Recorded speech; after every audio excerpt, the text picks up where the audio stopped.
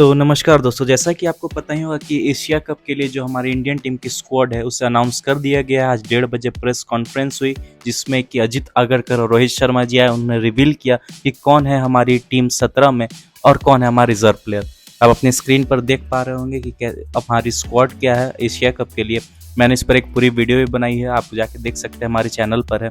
लेकिन इस टीम में बहुत सारे सवाल थे इस टीम का अनाउंस होने के बाद, स्क्वाड अनाउंस होने के बाद। और इन सवालों में से एक बहुत बड़ा सवाल था कि युजवेंद्र चहल इस साल भी वर्ल्ड कप की टीम में नहीं है। जी हाँ दोस्तों, आपको जान के हैरानी होगी कि आज से 3 या 4 साल पहले जो स्पिनर वर्ल्ड पे रूल कर रहा था, रिकॉर्ड पे रिकॉर्ड बना रहा था, मिडिल ओवर्स में वनडे में बैट्समैन उसे खेल नहीं पा रहे थे, चिन्नास्वामी जैसे स्टेडियम में उसके हाईएस्ट विकेट्स हैं, जहाँ पे मतलब एक बैट्समैन का पैराडाइज माना जाता है, उस स्पिनर को फिर से बीसीसीआई ने इग्नोर किया है। बीसीसीआई क्या कहें, आप कह सकते हैं चीफ, आप सिलेक्टर्स को कह सकते हैं, आप कैप्टन को कह सकते हैं, टीम को कह सकते हैं, मैनेजमेंट को। उसने इग्नोर किया इस खिलाड़ी को और फिर से ये खिलाड़ी सिलेक्ट नहीं हुआ है। मतलब क्या बोला जाए, कुछ समझ ही में नहीं आ रही है इसके साथ क्या दुश्मनी है, किसी को कुछ समझ में नहीं आ रहा है। पिछले 3 साल से लगातार ऐसा ही हो रहा है, युजवेंद्र चहल को सिलेक्ट ही नहीं कर रहे हैं ये लोग। अब चलिए डिटेल में इसके बारे में बात करते हैं। पहले तो आप अपनी स्क्रीन पे टीम देख लीजिए जो कि अनाउंस हुई है, स्क्वाड जो है एशिया कप के लिए।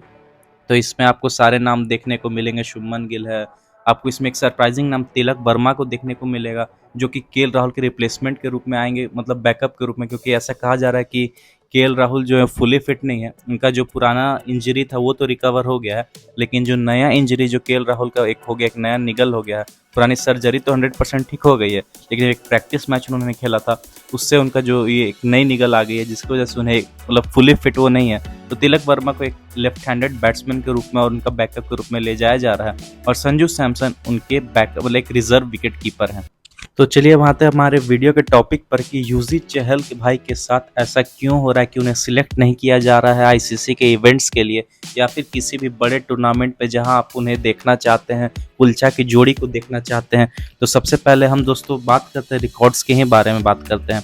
तो युजवेंद्र चहल का जो डेब्यू हुआ है वो हुआ 2016 जिम्बाब्वे टूर में, और अभी तक उनके विकेट्स की बात करें तो उन्होंने 72 मैच टोटल खेले हैं, उसमें उनके 121 विकेट है। मतलब आप सोच सकते हैं 72 मैच में 121 विकेट, मतलब हर मैच में औसतन 1.5 विकेट के आसपास वो ले रहे हैं।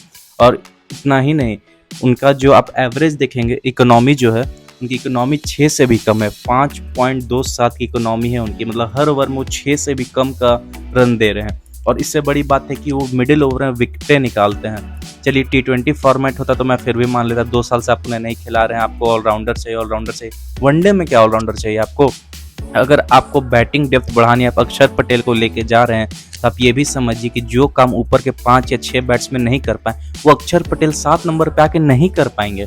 और चलिए उन तक बैटिंग आ भी गई, जैसे 10 बॉल में 12 रन चाहिए, वो तो आपको कोई भी बैट्समैन मार देगा। आपको मोहम्मद शमी आके हिट मार देंगे, बुमराह आके हिट मार देंगे। बुमराह तो ब्रॉड को एक ओवर में 34 रन मारे हुए। तो आपको क्या जरूरत है बैटिंग बढ़ाने की, ये समझ में नहीं आ रहा है। और अगर चहल और कुलदीप एक साथ गेंदबाजी करते हैं वनडे में, कुलचा की जोड़ी जो वापस अगर आती है, तो रन्स वैसे भी आपको कम मिलेंगे।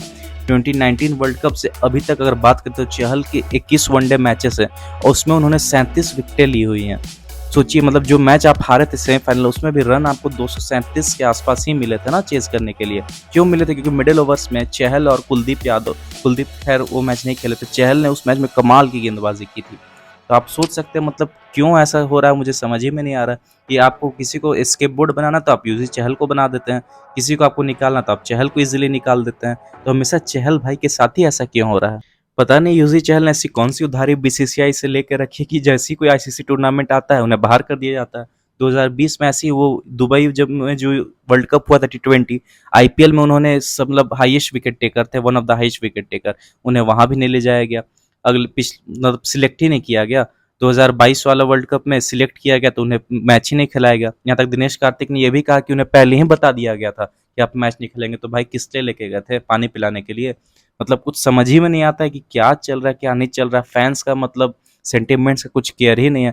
फिर से आप एशिया कप जाओगे, पिछले साल हार के आए थे, इस साल भी हार जाना, क्या फर्क पड़ता है आपको? आप तो स्टेटमेंट देते हो कि हार से हमें फर्क नहीं पड़ता है।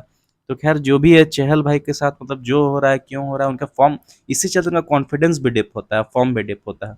अब देखिए जो भी टीम तो बढ़िया जा रही है, लेकिन ये भी है कि आप किस बेसिस पे टीम सिलेक्ट करते हैं। तो आगे चर्चा करेंगे अगली वीडियोस में, तब तक के लिए जय हिंद।